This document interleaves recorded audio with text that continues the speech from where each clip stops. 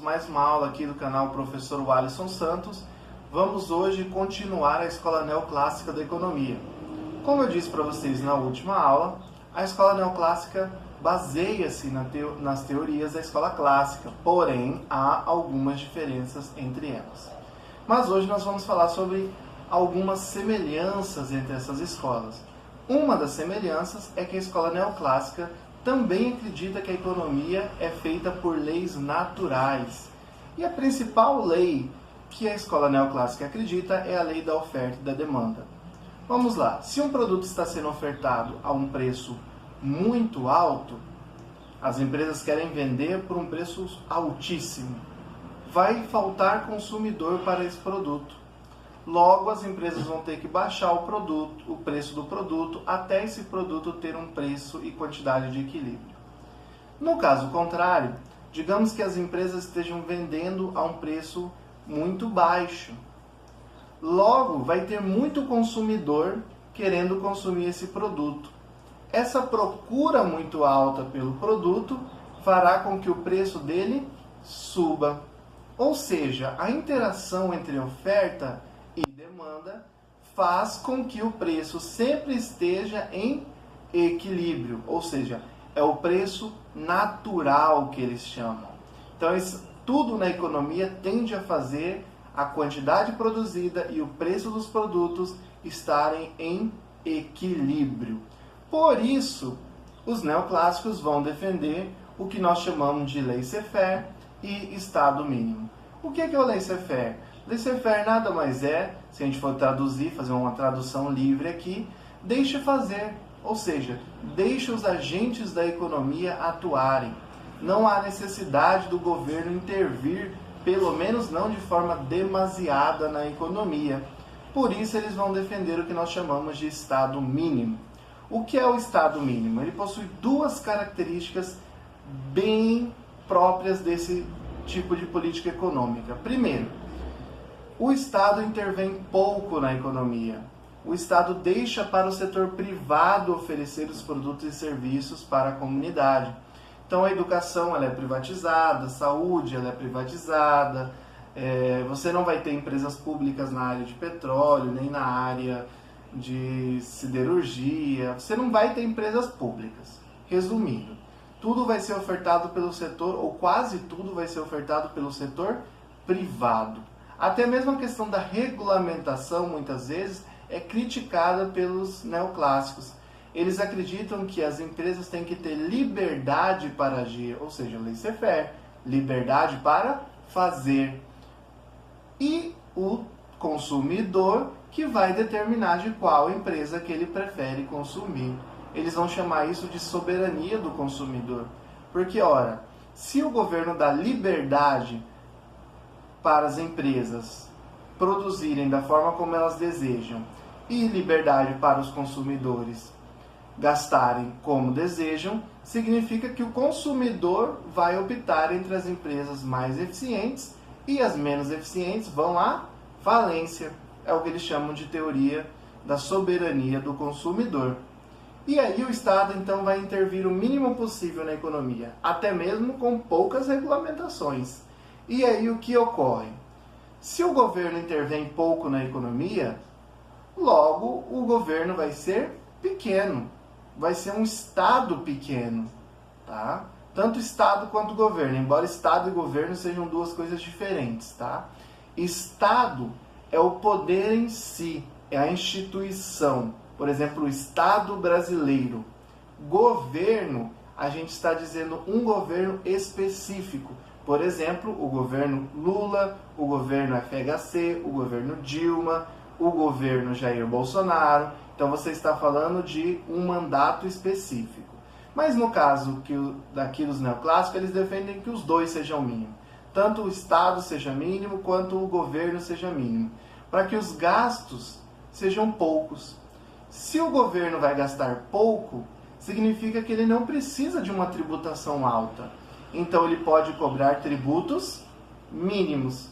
Olha só, se você tiver um Estado que oferta pouco serviço e tributa alto, você está tendo uma jabuticaba, porque teoricamente ele não é nem estado de bem-estar social, que nós vamos dar na próxima aula, e nem é um estado neoclássico, da questão do estado mínimo. Porque no estado mínimo, notem, você vai ter um governo que oferta poucos serviços, por isso ele tem um gasto pequeno.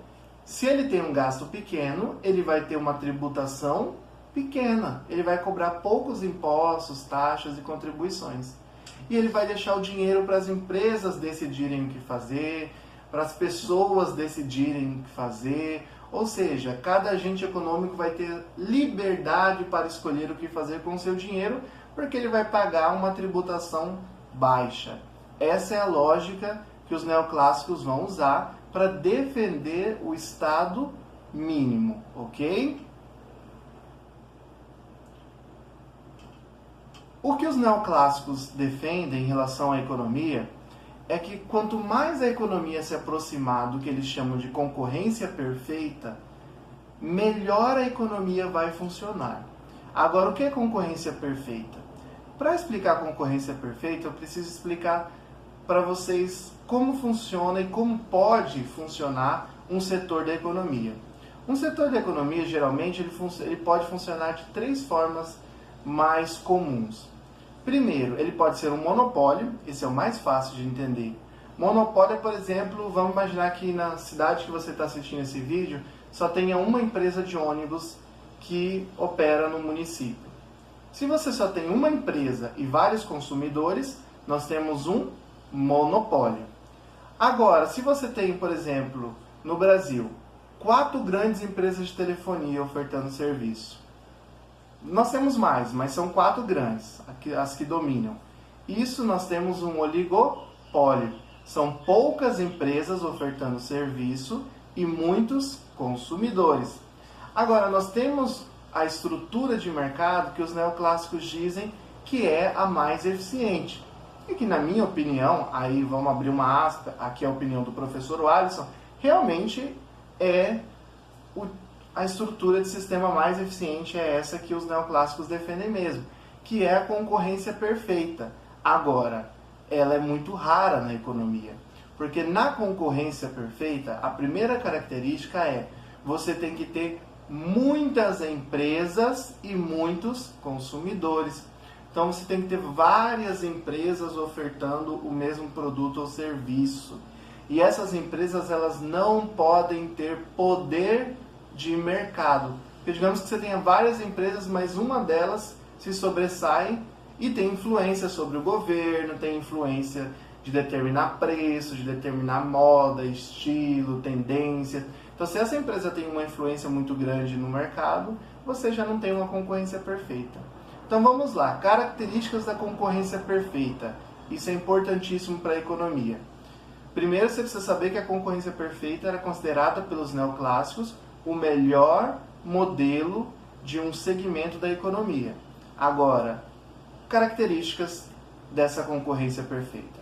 Primeira característica, que eu já citei para vocês, é várias empresas e vários consumidores no mesmo segmento da economia. Segunda característica, produtos homogêneos, ou seja, os produtos são parecidos, praticamente sem nenhuma diferença. Então o consumidor vai optar pela questão da eficiência na produção. Quem está produzindo com menor custo, quem tem o melhor atendimento, quem aloca melhor seus recursos e consegue ofertar algum diferencial, mas o produto é praticamente homogêneo. Notem como é difícil você chegar na concorrência perfeita. Outra característica, a ausência de barreiras à entrada e à saída de um setor. O que pode ser uma barreira? Por exemplo, uma regulamentação governamental de que você só pode entrar naquele setor através de uma licitação. Já é uma barreira à entrada. Ou patentes. Patentes podem ser consideradas como uma barreira à entrada. Uma empresa criou um medicamento para uma doença, esse medicamento é inovador, mas ele tem uma patente. De certa forma, é uma barreira. Quando as empresas que estão no setor são muito grandes, e para concorrer com ela você precisa ter um capital inicial muito grande. Essa exigência de capital inicial muito grande também é uma barreira à entrada. E que nós temos no Brasil, que é engraçado, mas na economia não é nada legal, são as barreiras à saída, ou seja, as dificuldades de uma empresa em sair de um setor. Pode ser desde da questão de documentação, ao pagamento de dívidas, seja de dívidas trabalhistas, seja de dívidas tributárias, é aquilo que dificulta uma empresa a fechar. Porque muitas vezes o proprietário ele quer fechar a empresa em um setor e ir para um outro setor. E é isso que caracteriza a concorrência perfeita. As empresas, assim como os trabalhadores, eles têm que ter mobilidade. Um setor não está bom, ele vai sair daquele setor e vai para o setor que está mais lucrativo. E essa ausência de barreira à entrada e à saída que vai fazer com que os recursos da economia sejam alocados de forma eficiente, que é uma das principais preocupações dos neoclássicos, que é a alocação correta dos recursos, ok? Outra característica aqui da concorrência perfeita é o conhecimento dos agentes em relação ao mercado, ou seja, todos os consumidores conhecem todos os preços, todas as empresas, e as empresas conhecem os seus consumidores. Esse aqui é um dos mais problemáticos. Quando foi criado, era muito irreal isso aqui. Pensa no século passado, falar que o consumidor conhecia a diferença de preço de uma empresa para outra. Mas hoje é mais próximo por causa da internet. Mesmo assim, ainda é difícil você defender que os consumidores, ou seja, que todos os consumidores, ou a maior parte, conhecem todas as empresas e todas as diferenças de preço, ou pelo menos a maioria. Isso não é muito comum. Geralmente o consumidor ele apressa 2, 3 lugares no máximo e ele costuma comprar. Isso quando ele não compra por impulso. Aí já são características que são estudadas pela escola chamada economia comportamental, que nós vamos abordar em aulas seguintes, mas que a escola neoclássica não acredita nisso. Ela defende que o consumidor ele é racional, então ele só toma medidas racionais. Então ele vai sempre optar pelo menor preço na empresa que está oferecendo o melhor produto e que ele tem consciência, tem conhecimento dos preços ofertados no mercado. Mas isso é polêmico, eu deixo para você aí fazer uma reflexão sobre isso. O consumidor, ele realmente tem um conhecimento pleno sobre o mercado? Todos os consumidores? Pensa nisso.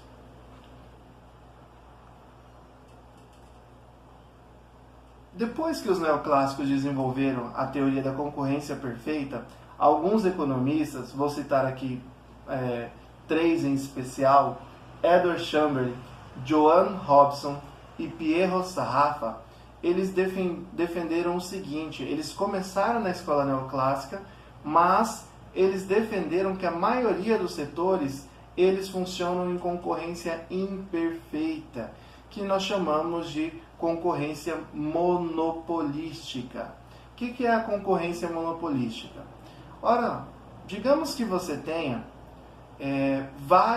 você tem uma avenida na sua cidade, aqui em Cuiabá nós temos isso. Digamos que você tenha vários vendedores de baguncinha. Teoricamente, se você tem vários vendedores de baguncinha, que é o mesmo produto, você está dizendo que é uma concorrência perfeita. Mas, olha só, um vendedor de baguncinha desenvolveu um molho especial que a avó dele produzia. E esse molho especial faz com que o baguncinha dele seja diferenciado dos outros. Isso já faz com que ele tenha um produto único, segundo esses economistas. Ou, por exemplo, produtores de tênis. Você pode ter 200 fábricas de tênis no seu país, mas um deles desenvolveu uma espuma que, colocado embaixo do tênis, absorve 30% mais o impacto do que o melhor produto da concorrência. Então ele tem um produto diferenciado que a concorrência não consegue acompanhar. Então o produto é parecido com o do outro, mas tem uma diferença que faz com que praticamente é como se ele tivesse um monopólio. Olha só, ele não é o único a produzir o tênis. Vários outros produzem tênis, mas ele é o único que produz tênis que absorve melhor o impacto. No caso do baguncinha, ele não é o único a produzir baguncinha, mas ele é o único que produz com aquele molho mais saboroso que ele adquiriu de uma receita da avó dele. Então isso caracteriza uma concorrência monopolística. É quando você tem várias empresas ofertando um serviço, todavia algumas empresas conseguem oferecer um diferencial que faz como se ela fosse a única a ter aquele produto no caso. É um produto que vários vendem, mas ela tem um diferencial no produto. Pessoal, aqui nós encerramos o básico sobre a escola neoclássica. Estaremos abordando na próxima aula a escola keynesiana. Qualquer dúvida vocês podem deixar no comentário, que eu respondo na próxima aula. E eu aguardo vocês para a próxima aula sobre a escola keynesiana. Valeu, galera. Até mais.